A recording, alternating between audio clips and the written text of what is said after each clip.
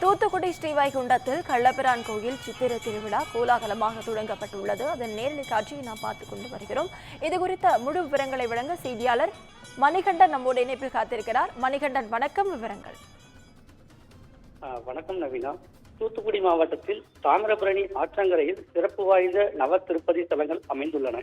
இந்த நவ திருப்பதி ஸ்தலங்களில் முதல் ஸ்தலமாக விளங்குகிறது ஸ்ரீவைகுண்டம் கள்ளபிரான் கோவில். இந்த கோவிலில் ஆண்டுதோறும் சித்திரை திருவிழா வெகு விமர்சையாக நடைபெறுவது வழக்கம்.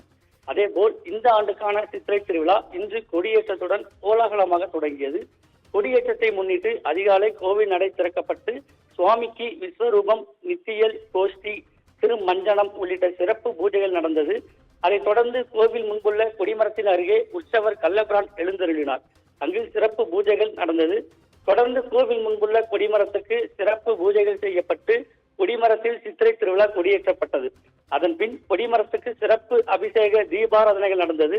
இந்த விழாவில் ஸ்ரீ ராம அப்ரமேய ராமானுஜஜியர் சுவாமிகள் கலந்து கொண்டார்.